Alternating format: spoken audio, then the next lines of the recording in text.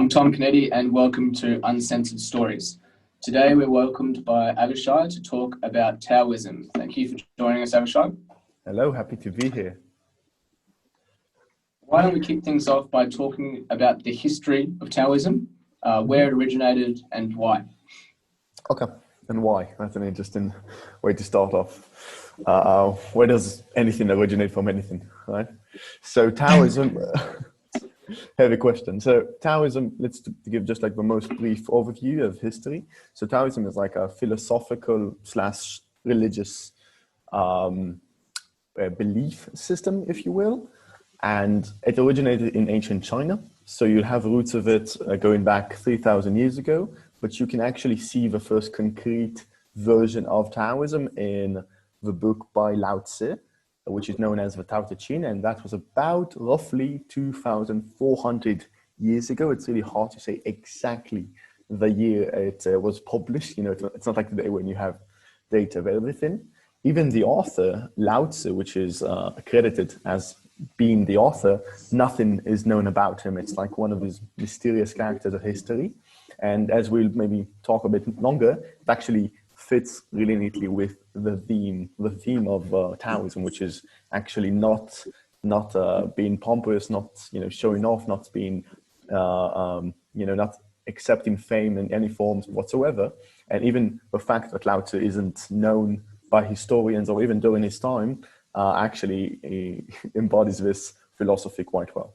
So it's you see it start off in the ancient China called the Warring States period. So it started roughly in 5 BCE, and it ended with the reunification of the Chinese Empire in the 3rd BCE.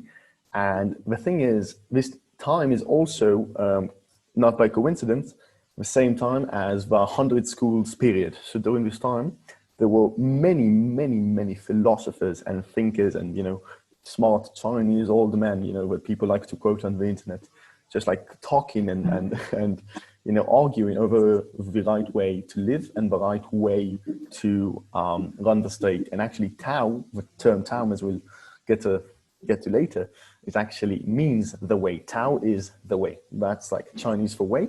It also has a lot of other meanings, especially within Taoism, but the most basic translation is the way, and that was the main focus of different philosophers.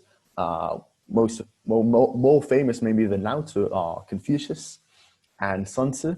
Sun Tzu wrote The Art of War. Some people are familiar with that. So so that is basically just like the most brief overview about Tao. And at that time, was there a predominant religion in China or in the Eastern world?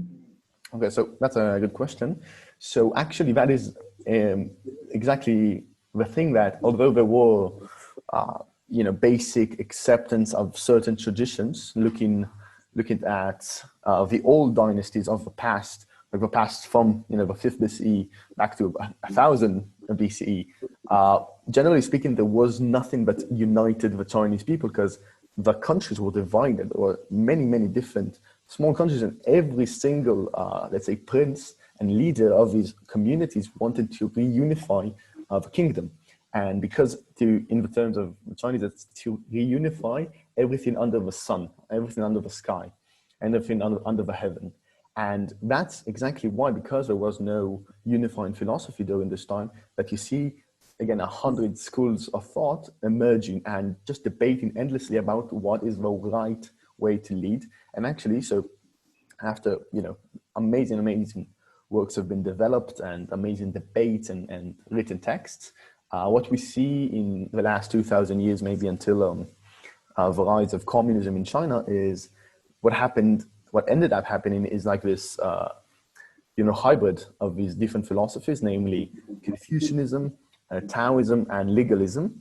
And that's actually, legalism is like this, we can get also to the other philosophies, but legalism is this more fascist, dictatorship, practical guide of running the state, and Confucianism is more ritualistic, more talks of the individual and in his position and maybe responsibility within society. And Taoism is like this carefree philosophy for both intellectuals and people just more interested in very more abstract, if you will, concepts. And actually Buddhism also emerged with that in time. So after the Warring States period, around the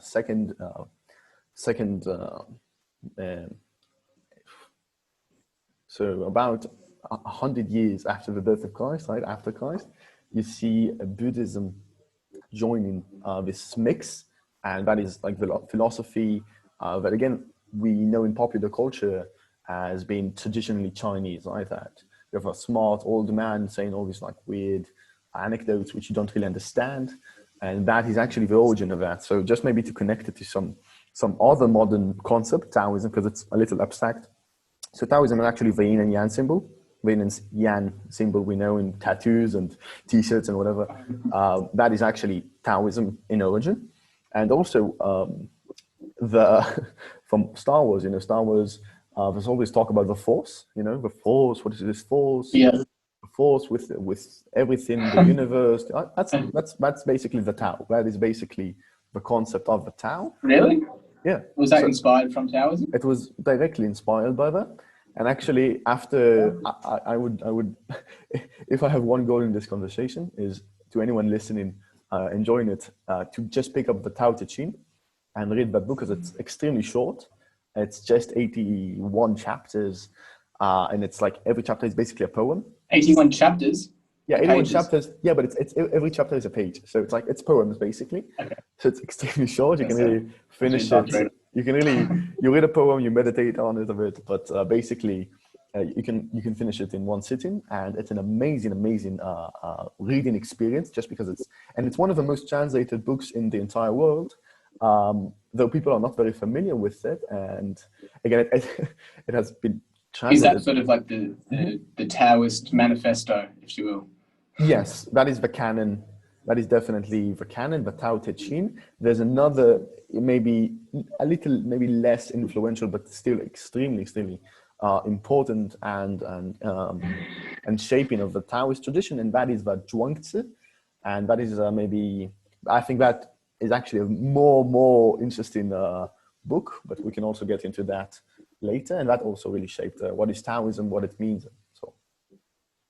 Okay, cool. So if we get down to it, what are the core beliefs of Taoism? Mm-hmm. What are the main belief structures? Okay. So before I say anything else, I want to say that the reading I've done and my research interest, if you will, now in this Warring States period. So the texts themselves, and not as much as how Taoism ended up being later the centuries, because it became a religious belief system. Which I'm not familiar enough, and it's quite different from the texts themselves. So I will focus just on the texts, and maybe those texts are concerned with the time of its conception. Yeah, exactly. So you can see, so the core beliefs, if you really boil down to that is a very difficult question. But I guess, and that when I did my research and my thesis, what I wrote, I basically tried to find out exactly that, and it was difficult because the book itself is really hard to read. First of all, it's ancient Chinese, but also it's full of paradoxes. Not the easiest reading. What? Not the easiest reading. No. So I had to use that. So I don't know ancient Chinese. I used Hebrew translation and an English translation, just to make sure I have different perspective. But anyway. It's full of paradoxes and oxymorons, and it's contradictory even from chapter to chapter in the same chapter. So it's really hard to boil it down. But basically, in my belief, and what a lot of the literature talks about is that the main themes, if you will, are connection to nature. So the Tao is this.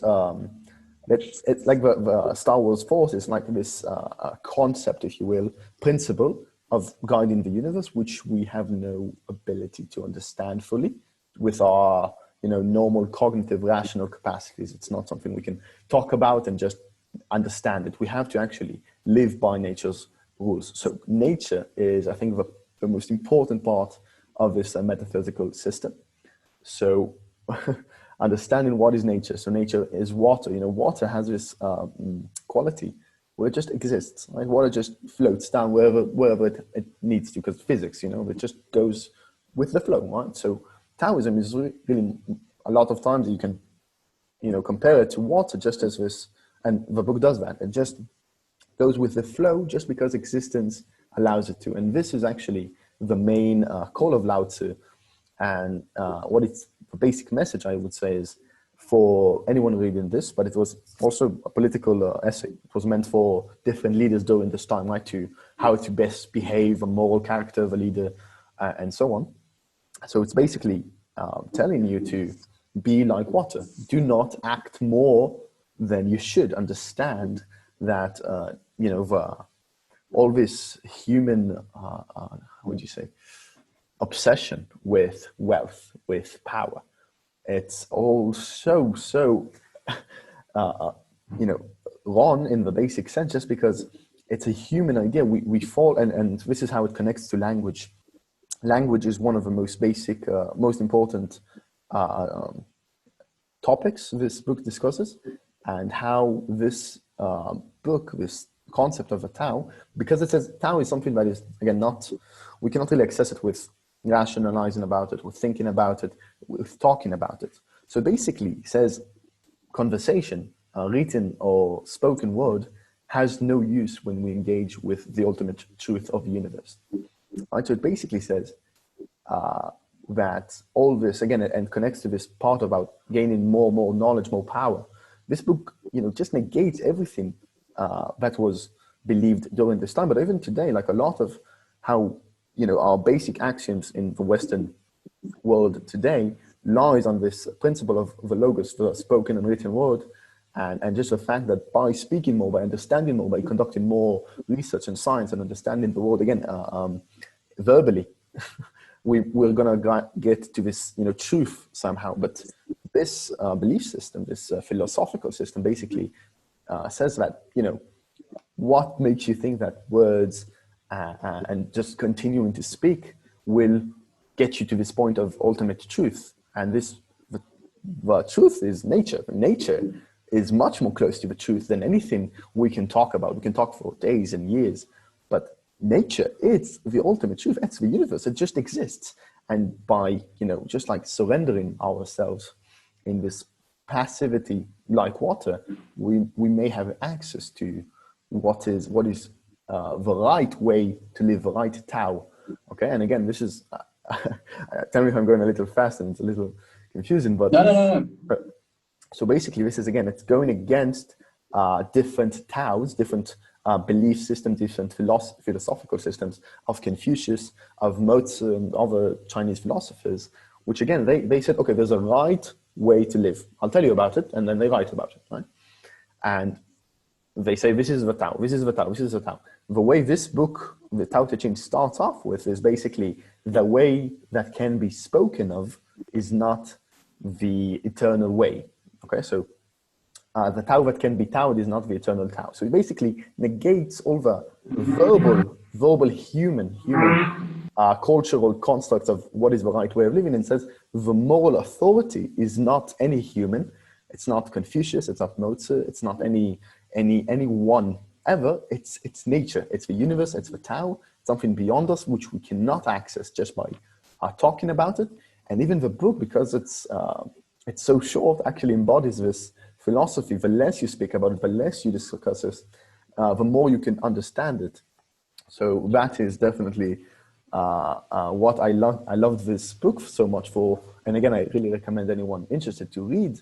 It's just like this extremely minimalist approach to life, to politics, to language, because I don't know about you, but from my impression of you, you also believe that in order for us in our quest for truth, our method is linguistic and scientific. If fine? Definitely, for sure, yeah. And again, that sounds absolutely, yeah. It sounds plausible, right? Because you don't know something. But from so that was obviously written in a time where China was plagued with war and conflict. You only have to look at the art of war to understand that. How does a pacifist promoting ideology like Taoism deal with military conflict? Okay, so that's a really good question, and some speculate that this book wasn't really meant for conquerors. It was more geared towards the smaller countries, which still were leaders, but the winning strategy for them at the time was actually to be more passive, to be more pacifist. Because if you're a small country and you're facing this much bigger one, your policy should probably be to lay low a bit and not engage in conflict and just realize your limits, basically. So practically speaking, there are definitely situations where a country should have policies which favor itself. That being said, it's a good point, and I don't think that's one of the reasons that, if you want to call it, who won this battle of ideas. Philosophical war. So you could say that when it comes to that time, it didn't win. Like legalism and Confucianism. So legalism was the one to reunite all of the everything under the sky, all of the countries. And it was Confucianism which actually laid the foundation of most of Chinese history. But Taoism survived just because of these ideas that really resonated with the intellectual elite, mostly in China. And yeah, that's why I don't think this is a really, if your plan is to conquer the world, I wouldn't advise reading this book. Yeah. You mentioned before that Taoism can be considered both a philosophy and a religion. Mm-hmm. What is the line between a philosophy and a religion, and when did Taoism cross that line? That's a really good question. And even a lot of scholarship actually debates the same thing just in Confucianism, even today. So, because we're trying to, Western scholars, they're looking at China and they're trying to sort of see if Confucianism is a religion or not. And the same goes for Taoism. And it's really confusing to us because we are used to, mostly the monotheistic religions, which, there's a God and there's moral behavior that guides us. So it's really, I guess, a game of how do you define religion versus a philosophical system. I would personally say there's something about a system which makes something a religion as opposed to just philosophy, right? So there's one thing to write a book about how to live life or what is life, right? And that could be even, the Old Testament or the New Testament, just like the Bible, right? It's also a book. And I think by itself, there are definitely parts of it which are just philosophical, for the sake of it, or just full of novels and stories and myths. And by itself, maybe isolated, it can be viewed as a book of philosophy, especially some of it. But the moment people, like the Jewish people and later the Christians and the Muslims, they take this book and they make it a guide for themselves and for others on how to properly conduct themselves. And everything revolves around this book as the ultimate authority. The moment it translates into, again, systemic behavior, I think you could call it a religion. So Taoism, it's really tricky, again, because it was merged with other belief systems as well. Even today, there's a lot of people in China who have Taoistic beliefs, but they would never call themselves Taoist. Taoist isn't really a term, like Buddhist, maybe. It's just some, like, you wouldn't necessarily introduce yourself as Cartesian, for example, right? You would just say, I like Kant, I like Descartes, right? You would just say the philosopher, but you won't, it wouldn't be a part of your identity as much, I guess. Yeah. So I hope that covers it a bit. Yeah. Are there religious practices within Taoism, such as, Sunday church for Christianity? So as the religion evolved after the Warring States period, then you can start like ritualistic behaviors, again, which make it more of a religion than just a philosophical system. And yes, there were, again, rituals, that came from this Taoism. Interestingly enough, they had a lot of obsession with prolonging life. So a lot of Taoistic texts were just like ways for one to live longer, just to make your life longer. Okay, so a lot of it was just basically how there's texts about even sexual intercourse, is in certain ways to prolong your life. So that is one part of it. But yeah, it's actually, again, it's quite distant from the actual text. If you read it now, especially the Tao Te Ching and also the Zhuangzi, it doesn't really concern itself with giving you concrete steps on how to behave. So the way it most... Is that your main tip for longevity, sexual intercourse? in certain ways, definitely. Again, I don't know how much success the Chinese had back then. This is not my field of expertise, but I think it's recommended. You should ask your local doctor. This is not advice. This is to take with regret. yeah. So No, go on. No, so just go. Okay. Now, again, everything I say has to be taken with a grain of salt, just because about especially the text itself is really, really open for interpretation. So actually, I've seen it done quite a lot, that people just quote one line from the Tao Te Ching, and it's really hard not to, because there's a lot of really good quotes in it, but it has a multiplicity of meanings, and I think it was intended. I think that it's not supposed to be read in one way. I think there are, again, like you said, core themes and ideas within it that stayed fairly consistent throughout the book and throughout the history it influenced. I think it has to do with my personal take on it, is the metaphysics of it, connecting of a Tao to nature, and then let's say, disapproval of language as a method for acquiring knowledge and truth and the right way of living, the right way, the right Tao. And then there's a mystical element to this philosophy, which I think is very important to note. And again, all this translates to political, tips, if you will, and guides. Can you speak on that? Can you speak on that mystical aspect? Is that where the spirituality comes into play? Yeah, so definitely. So the Taoistic philosophy, if you will, is definitely connected to a lot of spiritual and mystical elements.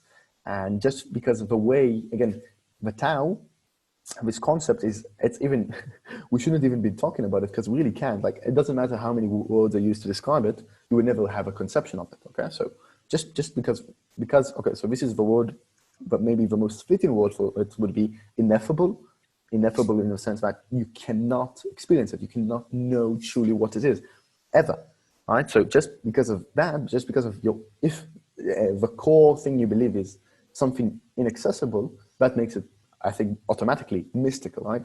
The mystical experience. And you could being humble. Yes, and then it calls you to be really humble. And when you're humble, you are not really, you lose this arrogance, which, Lao Tzu would be really happy if people would just, let themselves just relax a bit, chill a bit. And I think a good way to look at it is William James. William James is a very famous psychologist / philosopher in the 20th century, and he wrote about the mystical experiences. And one of the criterion he gave was, again, ineffability and surrender. And this book definitely embodies this themes, Matt. Again, it's so unimaginable. It encompasses everything in the world: nature, culture, ourselves, our leaders, how we should behave. Everything is the Tao. We cannot understand it. We can only, again, draw down, surrender ourselves, understand that we are limited. We are limited in our understanding of it. We can only find hints of it, in nature. Again, how water behaves. That's a guide. That's a hint. Emptiness is a very big thing here. To go and, again, not necessarily acquire more and more knowledge of the world, but actually withdraw within. And then you see, again, this maybe more, I don't want to say Buddhist, because Buddhist is definitely different, but it definitely influenced Buddhism later on. Okay, in the Chinese philosophy, it influenced Zen Buddhism. But also, like Buddhism, emptiness is, again, this spiritual, personal experience of, it's really hard to talk about it, but it's basically something which is experiential, and you can never, it doesn't matter how much you talk about it. You could never really understand it. You may have just an inkling of what it is from personal experience, and that is why Taoism actually, I think, is for anyone interested in Buddhism or meditation, for that matter, is an excellent book, because it really builds on solid foundation of negating words. You know how, if we connect this to modern day meditation, which is becoming really popular, you know, people love to meditate today. But I've seen really not awful, but let's say some forms of meditation are basically closing your eyes and thinking, right? Which is, again, it's odd. It's really odd. It's this marriage between the West and translations of Buddhist scriptures and practices, right? So people tell you, close your eyes and think about. That is not what meditation is. Meditation is, again, originally, if you will, more to do with focus, more to do with sensation, okay? And I think Taoism, with its negation of language, is a really useful tool to remember while meditating, right? Words are not your friend necessarily. Words are something that is confusing. It's a source of pain. This is important. They're a source of confusion. They're a source of this feeling. And this is, I think, the one thing I think a really good takeaway of this book is we have to, I think, divorce ourselves from this concept that words are a good description of reality, right? You call me Avishai, I call you Tom. We are using a camera. We are in front of each other. We have a moral system to guide us. These are all predicated on words. And Taoism basically just reminds you, I would say, that words are we have no reason to think, but words, especially words having to do with morality, about good and bad, are good indications of how we should behave. You know, words are just, you know, it's like a painting. If I paint an apple, it's not an apple. It's a representation of it. But we often, I don't know about you, but I often forget that, you know, the word is the truth, but it's not. It's so divorced from it, and this. It's really important, I think, to remember, just for just like very practical, just self-help, if you will, because I think a lot of our source of misery in life is taking life too seriously. And I think that taking life too seriously results partly because we think that the words we use, the words people use on us to describe reality is reality, but it is not. Reality, in the most basic sense, in my opinion, is experience. Right? Reality is experience, and the Taoists would say reality is the Tao. Right? It's just like being in nature, being according to nature. That is it. That is reality. But we use words because we think we have this, again, illusion that more words equals more truth. But I think it actually distances you, and that's what Lao Tzu would say. The more words you use, the more you have this like game of I have more theories, I've written more, I've read more. I've done, if you translate it to modern day, I've done more research on the subject, then it actually makes you closer. But the fact is, it actually confuses you and makes you see the reality like this, while the experiential reality, which I think is the most important and most basic form of reality, how the world is as a sensation, that is forgotten along the way because of this confusion of words and so on. So I hope this is understand. I know it's a little no, that makes a lot of sense. And so your expertise is in psychology. What are some of the psychological benefits of, as you say, negating the language and emptiness, if you will, in modern day application? That's a good question. I think we when we met, we spoke about this a bit, right? That psychology, if you go all the way back to Freud, really assumes that therapy, and I think, again, there's a lot of evidence to think so, effective therapy necessarily requires a person to discuss the things he has repressed in the past, whether it be abuse from parents or some peer problems with his peers, or a relationship, or whatever has been bothering him. And the moment he talks about it, he opens it up, then he could have better forms of dealing with his problem, right? And again, I think that's a very effective way in many cases. I'm not here to negate it. I'm just here to represent an alternative way of looking at it, which is, again, more Eastern, more Taoist, and more Buddhist, which actually does not concern itself, again, with the stories, because even the narrative of I've been abused by my parents is a narrative. and even I feel this way because that happened to me.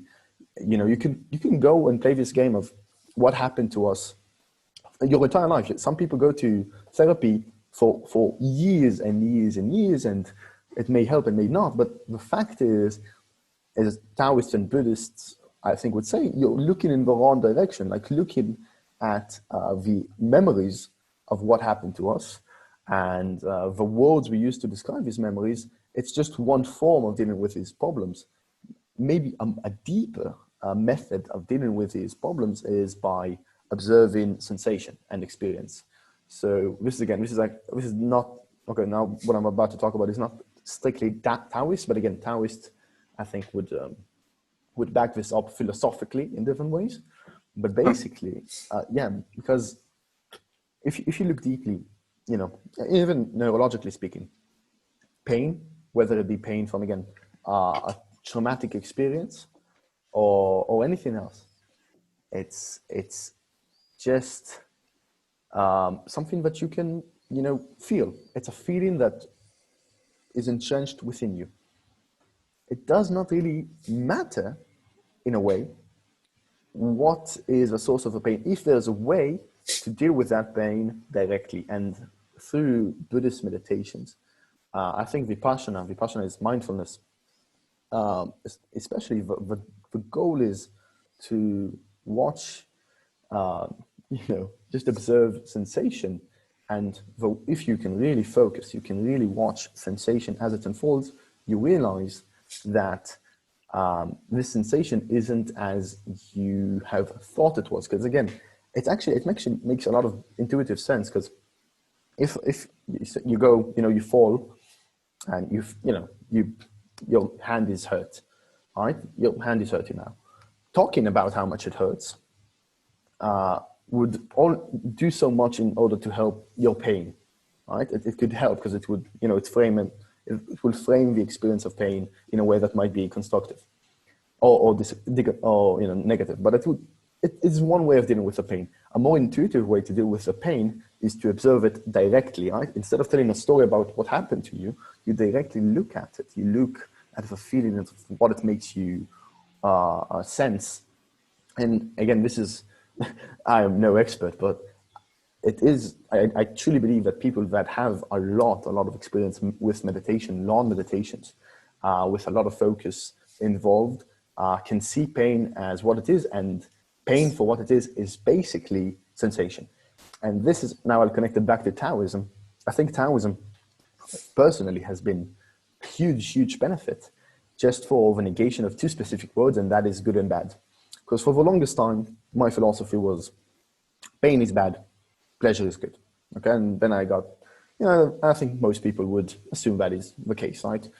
Maximizing pleasure, hooray, and minimizing unnecessary pain. Utilitarian perspective. Exactly. The utilitarian perspective makes a lot of sense. And again, it can be an egotistical thing, but you can still think that, okay, I want to live a good life, so I'll do whatever causes me pleasure more and more, and try to minimize the amount of bad experiences I had. Again, bad means painful. It makes sense, right? But then, reading this book and really getting deep into meditation, I remember I had this meditation session one time where I was feeling extremely painful. I was meditating for hours and my foot fell asleep, and it was extremely bad. Like I just wanted it to stop, but I couldn't, because you have to keep going.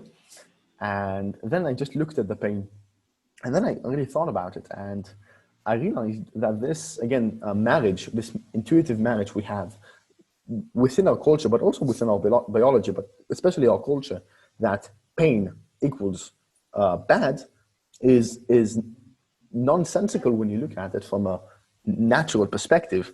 Because, as far as the universe is concerned, your pain has no difference than any other sensation.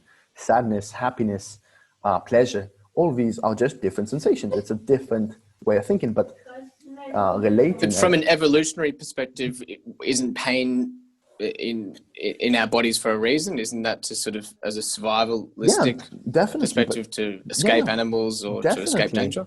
Definitely, but just because something has evolutionary sense or served us in some way does not mean that we should keep on using it, especially when it causes us so much pain.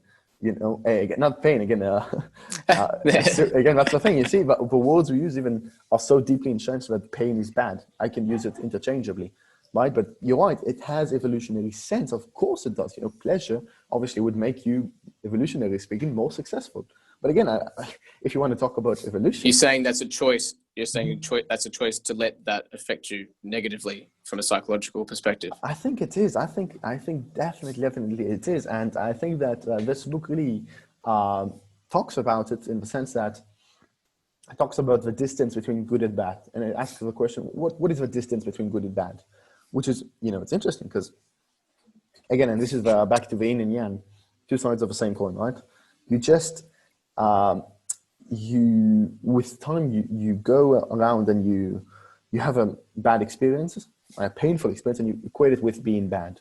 But if you just look at if you look at pain as an experience, nothing more, just experience, just a sensation, just as something that happens, it actually alleviates a lot of the pain, a lot of the badness, And I think, and how I try to conduct myself is actually to invite pain when it arises, because it would definitely arise. Like no person is going to live life without pain, especially nowadays with everything going on with COVID. Pain is all around us in many, many different forms. Socially, losing loved ones, economic pain, just like the effect of the COVID right now. It's horrible. Again, it doesn't have to be COVID. Like life is full of suffering.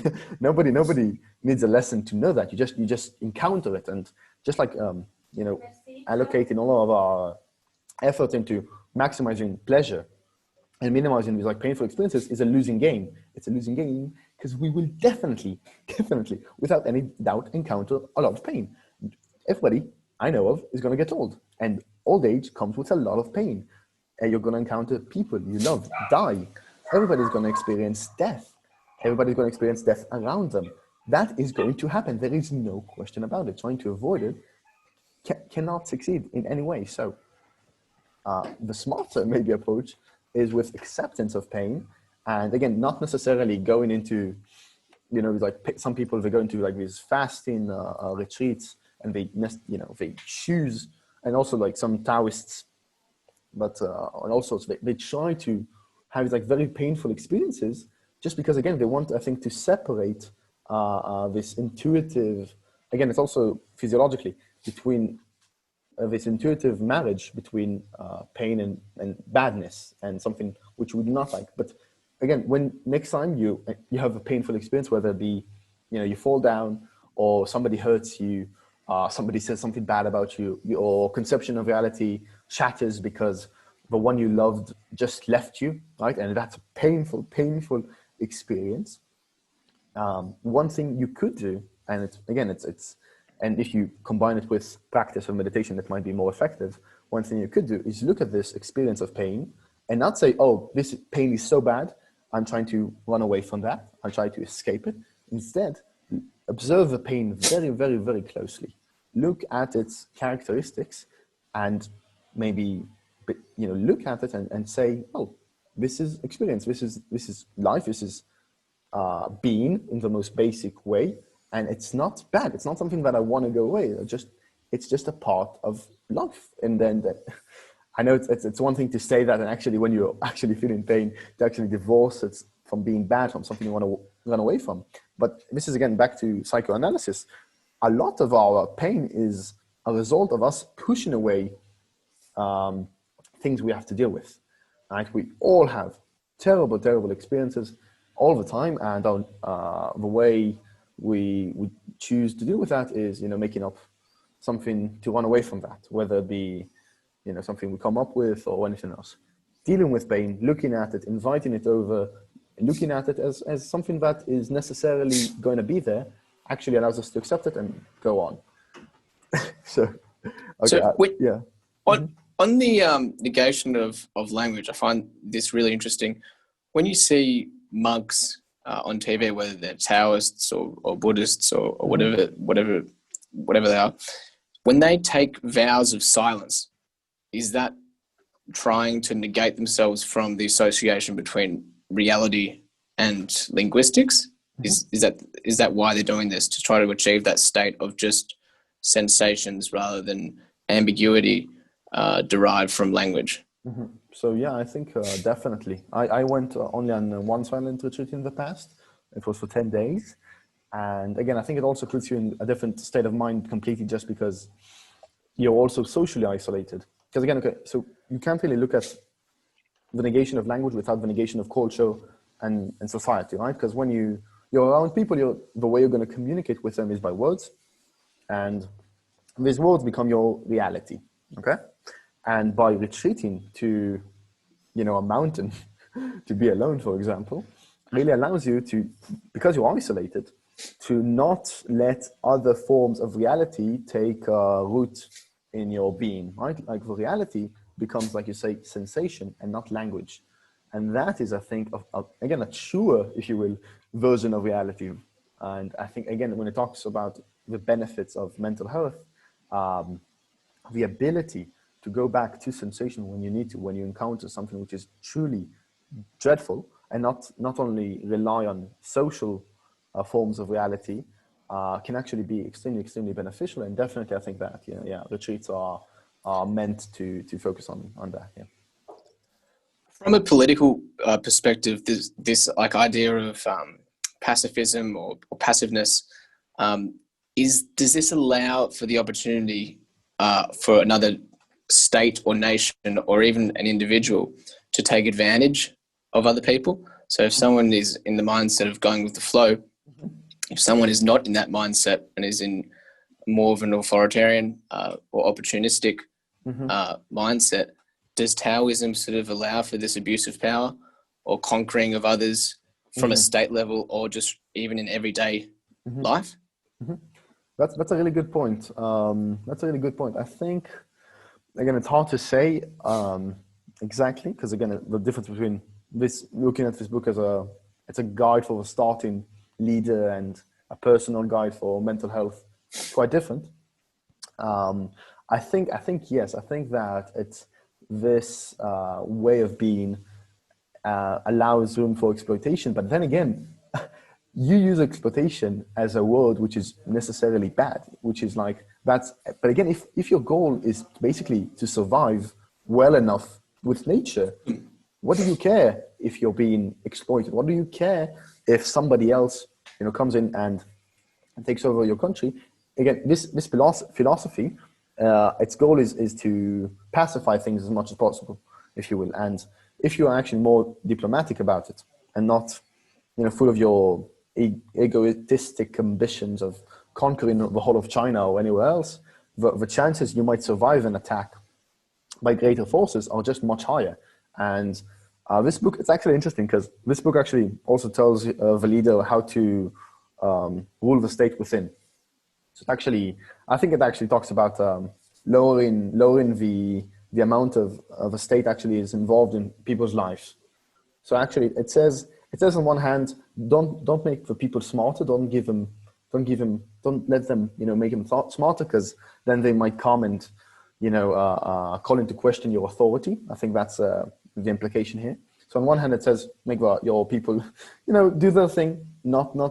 But it also says do not, as a leader, do not feed your ego and go out and build statues of yourself, just because there's no need to do that. And it actually does the opposite of what you want, because what you want at the end of the day is existence according to nature. And nature, if you if you go to nature, no bird has a pursuit of fame. No, right? No, there's no bug that its goal. You don't find a fly saying, I will become an influencer, an Instagram influencer, right? We are literally the only animal, right, looking for this really twisted, extremely twisted form of happiness, which is wealth. Wealth is such a weird concept, just like possessions. That is so odd. Like the fact that we take it for granted. Like, I don't know, but my dog has my dog is very possessive, but usually, right, we barely anything in the animal kingdom has any form of possession whatsoever.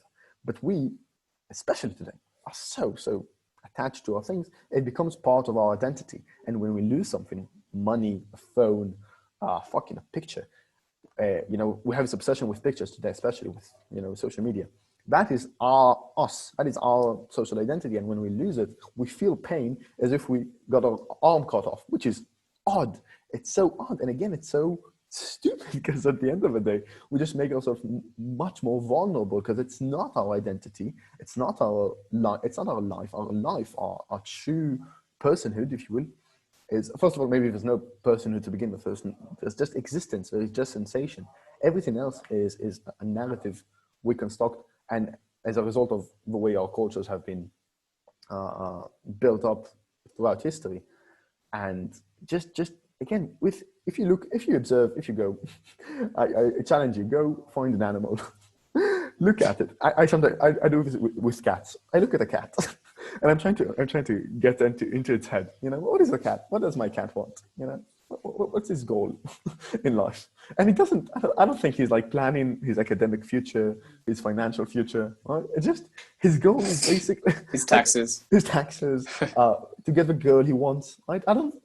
No, he has his ambitions. They basically come down to sleeping, getting the food, maybe enjoying some nice fuzzy time with its owner, and that's life. That is life. Existence in the now, right? But without any of those really weird socially constructed goals, which again are somewhat necessary to live today as a human being. Like, it's really hard to not have ambitions because then you lose your way. I think there's a lot of place still to call into question. Does it sort of encourage the death of the ego? Definitely. And this materialistic absorption? I would definitely, I'd like this way of phrasing it. Yeah, definitely. The death of the ego is definitely something that Taoists would get behind, just for the fact that why do we assume that, And again, the thing is, I'm not to be a hypocrite. I'm materialistic as hell. Like, I'm as materialistic as anyone else here, and it's really hard to become to live up to Taoist standards or even Buddhist standards. But still, even on an intellectual basis, I think being familiar with concepts from Taoism and Buddhism are extremely useful when inevitably Western philosophical systems of promising us happiness fail us, and they're doomed to fail us. Because success, again, it's a cliche, but success in many forms does not guarantee happiness. And often the obsession with success, wealth, getting higher, getting more things, accomplishing your dreams, is actually every day a source of troubles and misery. So the alternative, which is, be like your cat, a bit exist as water exists, just flowing. I love a metaphor with water, by the way. Water as well, just like water, because it's also very humble. Water has. It just goes wherever. In the shittiest sewers, water just goes. Just whatever it's being pushed, it just goes with it. It doesn't fight. It just continues forward. And again, involuntarily and accepting its fate. This is also, I think, a big theme there. Being willing to accept your fate as a limited human being. Someone who won't become the next, famous. Leonardo DiCaprio is actually really good for mental health, because we know that what we have in this really limited life is what we're going to get, and by focusing on the true beauty, there's a lot of beauty in this, the true beauty of nature, of reality within sensations, I think is a faster and more secure path towards lasting happiness. What you're saying about how pain is somewhat of a construct, and that you only let that affect you negatively if you choose to in Taoism. Mm-hmm. What about positive emotions? Are they something that Taoists will also look at as something passive and not fully enjoy their positive potential emotional benefits of as well? Mm-hmm. Or are you sort of plateauing? Mm-hmm. or Right. do you still have the benefits of those positive emotional interactions? Yeah. So first of all, I just want to. It's partly my fault that I spoke with Buddhists. Maybe if they were Taoists do not go into details, especially like the early works like Tao Te Ching does not talk about mental health, about positivity. It does not go into details. This is all Buddhist philosophy, which I made it maybe seem like it's Taoist and added some of my own take on it. So okay, maybe differentiate where the two break off, and then right. we'll jump back into the question. Yeah. So Taoist is again is more of a philosophical work about good and bad, meanings, words, nature, the foolishness of trying to acquire, happiness through material means, but it does not go into the details of what happens with X and Y. It just Buddhism is much more full of what would you say, works and methods are concerned with your type of question. And so what you're saying, again, I think the Taoists, as far as I know, especially the Tao Te Ching and the Zhuangzi, they do not offer a concrete answer to what you're saying, because it's a good question. Because what happens when you get something good, right? What happens when something really positive happens in your life? Do you also differentiate it from goodness, right? Is good a pleasure? And what happens when you? I think personally that, and this again more Buddhist than Taoist. Pleasure. This is the Buddha came up with this. This is not me. Pleasure. I'm not Don't try to credit the Buddha, mate. Pleasure is actually just as a big source of long-term suffering as pain is, because pleasure includes attachment, and like we said that you can be attached to material things. Then pleasure, even of family, friends, loved ones, even though they are a source of attachment, which, although not in the moment, will eventually result in a lot of pain, which is not necessary. And that is a very good question. I remember when I was in this retreat, I really felt I had this like really difficult moment where I was basically isolated.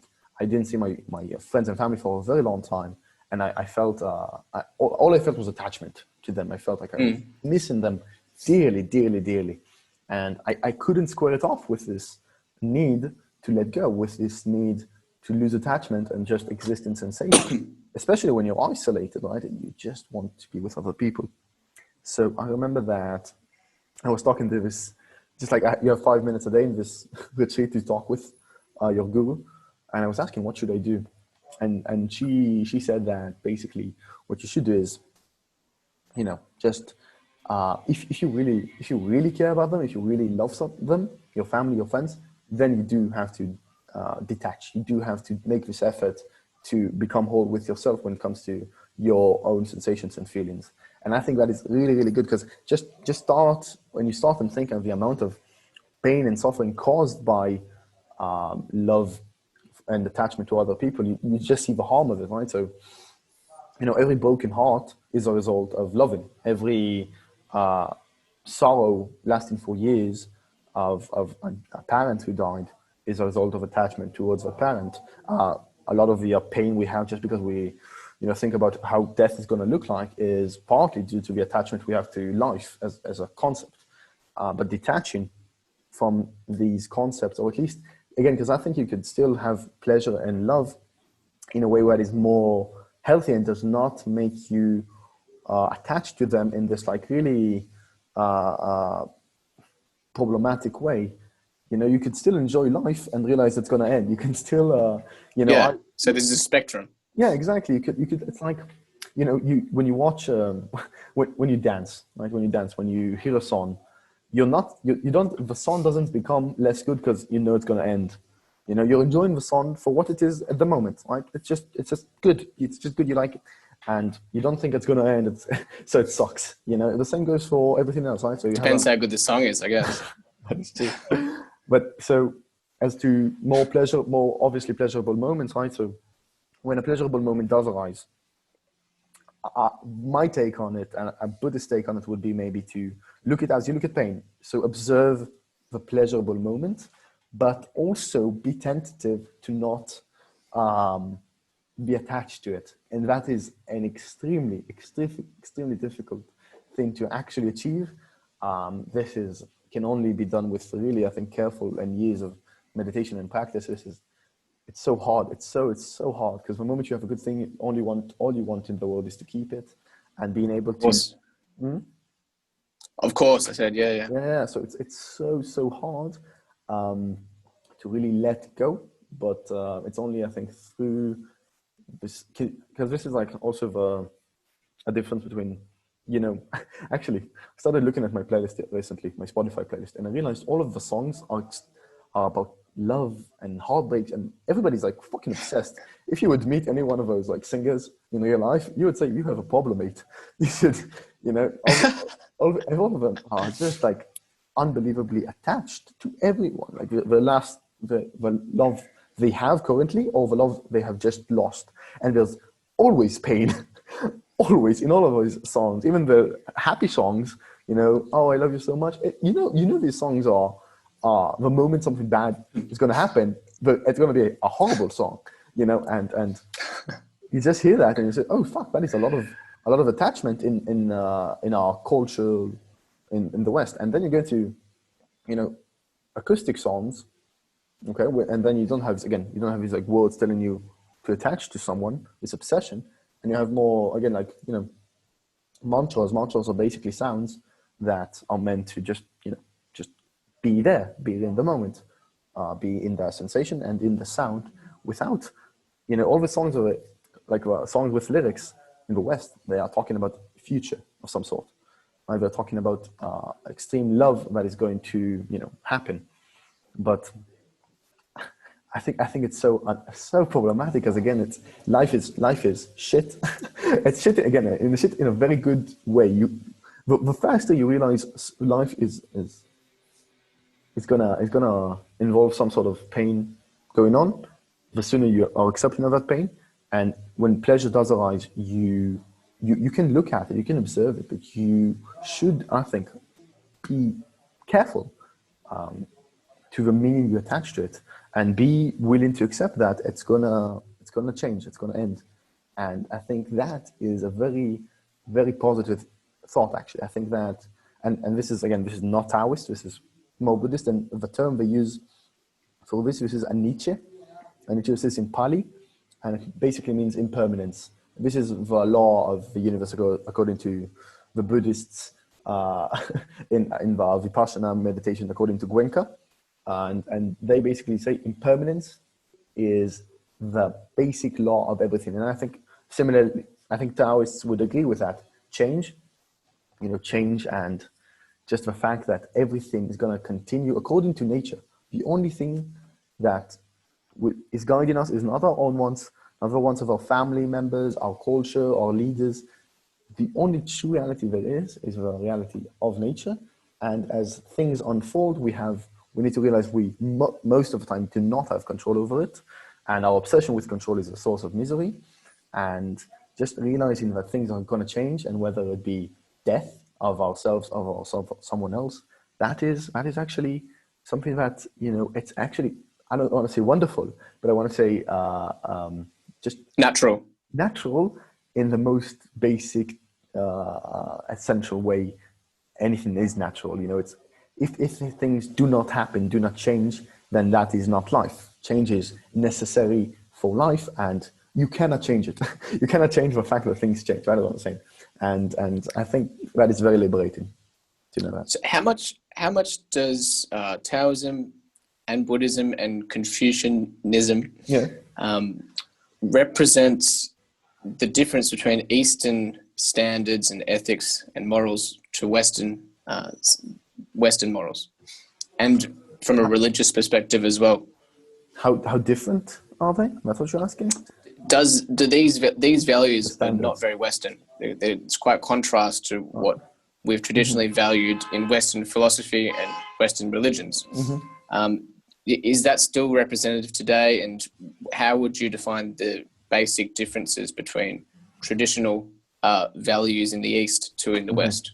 Okay, that is a huge question because Of that's course, basically two civilizations, and again, like the differences. But there's so many differences between Taoism and Confucianism, and Taoism and Buddhism, and Confucianism. It would be just I am not allowed even to make these comparisons. I will still do that, Okay. but just for the sake of and first of all, it is worth noting that again, since the communism in China in the 20th century, a lot of things have That was going to be changed. my next question. Right, so a lot of things have changed with the Cultural Revolution, and a lot of the same old traditions and moral system have changed quite drastically. But that's something maybe for later.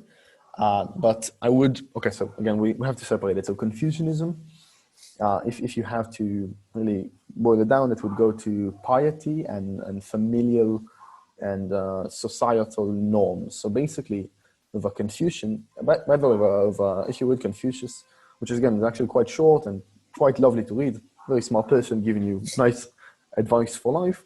It's quite different from more Western-oriented philosophical works, where it really puts you inside a community. So it actually tells you what kind of person you should be as a son or a father or a citizen. You should be moral to others, and morality in relation to others is more of a Confucianist thing. And you can see that, the respect you have in Asian cultures to family is there is nothing to be compared with the way people look at their family in the West, right? So in the West, where your relationship with your parents is very negotiable, right? You are an individual. When you're 18 in the United States, you would leave your parents.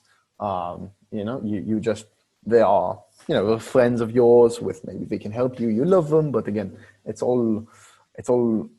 no obligation, I would say, after a certain point, and again, not in the same way, because when you speak to, again, this is true for many of different countries in Asia, right? The way they speak about their parents, they're a part of their everyday life, out of obligation. It's not out of love, because I love my parents. You love them, obviously, but you are obliged to be there for them, to support them.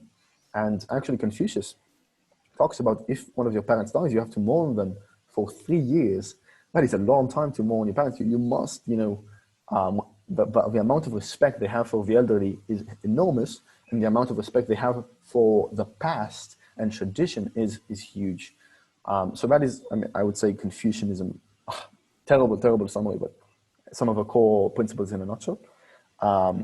Taoism and Buddhism, again, I think they share more, because again, Taoism really influenced Zen Buddhism in China. So, and again, the philosophies are fairly parallel in many respects. And the way they perceive morality as opposed to the West, again, the West itself has a lot of, debate on what is moral and what is right and what is. So it's actually, I'm afraid of making any generalizations, more than I've already had made, because I've made quite a bit. No. So maybe could you make the question a little more specific, if you will? Okay, so let's say everyday values. So maybe the value of the ego, the value of capitalism, of technological progression, and always taking the next step forward, is a key attribute to Western beliefs, right?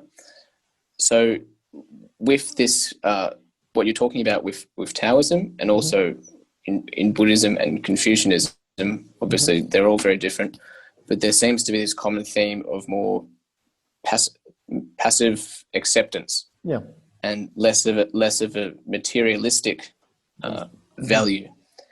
Is that an accurate description? I would say it's quite good what you just said. I think it's fairly accurate.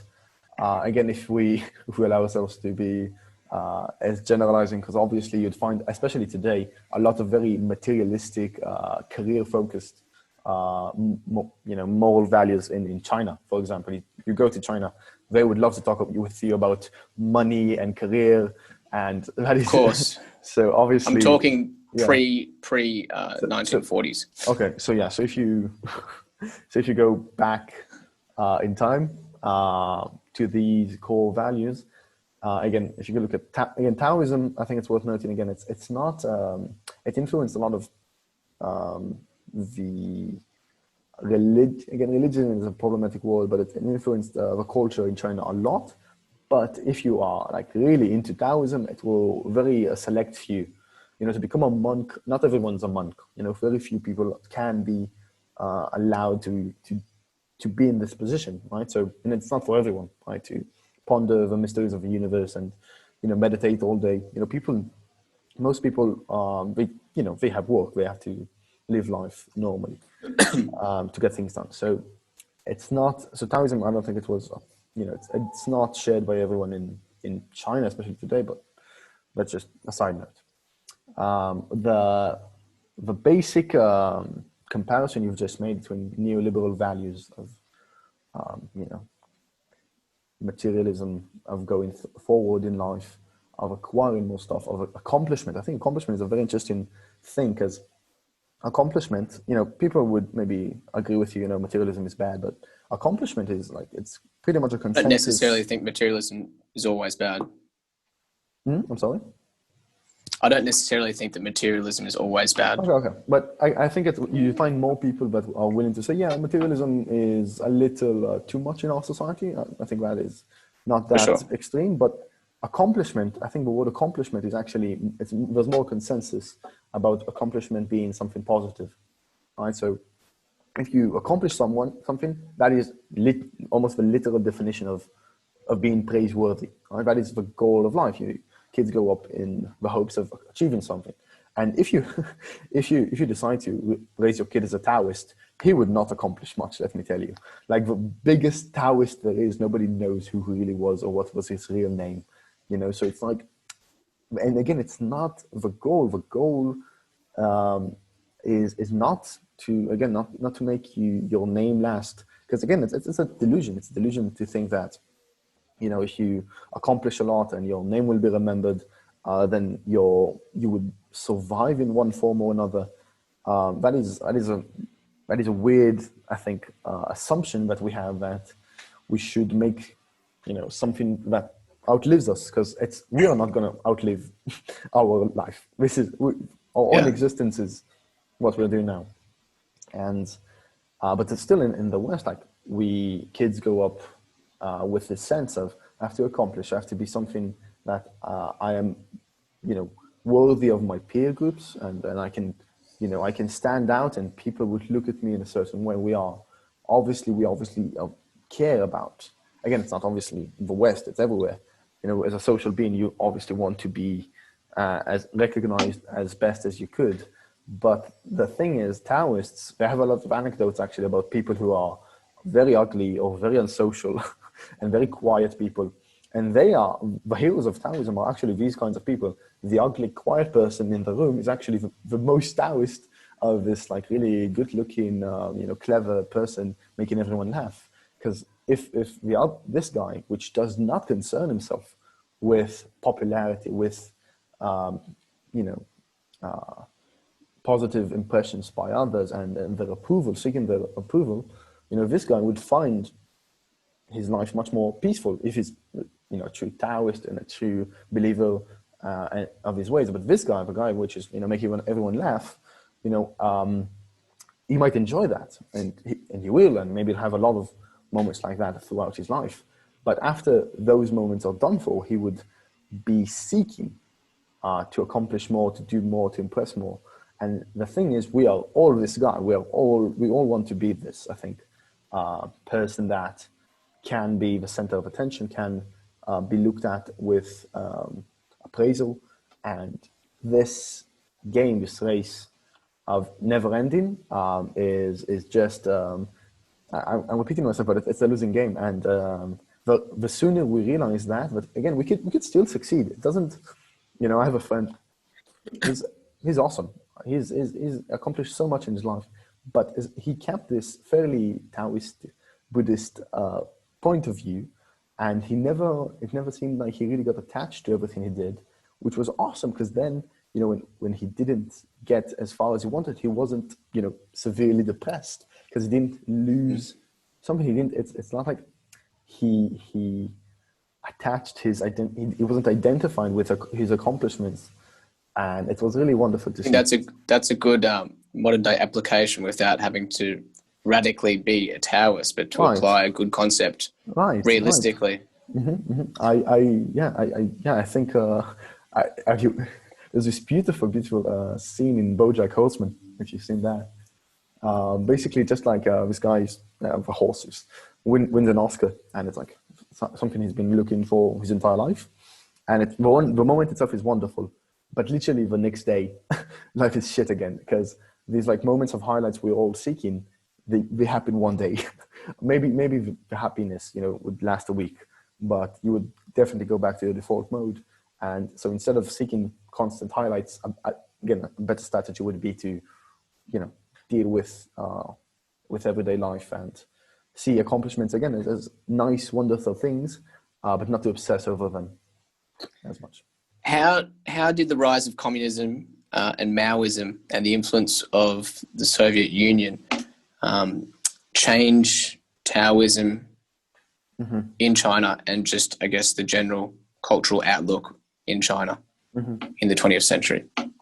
Okay, so again, this is actually not my field of expertise by any stretch of the imagination, but from what I've read and the people I've spoken with, what happened basically that during the years Mao came into power, and the Cultural Revolution basically attempted to forget anything related to Taoism. And what happened was a lot of temples were destroyed, and a lot of very, very important scriptures and old texts by Taoists were destroyed, and it's actually very tragic, along with many other tragic occasions in 20th century Chinese history. Now, since then, Taoism has been resurrected, if you will, and after Mao had died, Taoism is still considered a part of Chinese culture, and they are taught. I've spoken with Chinese people they know about Lao Tzu, Tao Te Ching, because they learn it at school. So it's actually a part of their culture.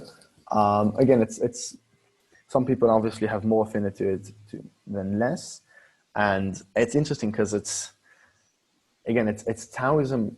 It's never Taoism alone a part of their identity. It's always with like interesting interactions with Confucianism and Buddhism, and also nowadays with communism, right? So, and also this weird hybrid of sort of capitalism, materialistic,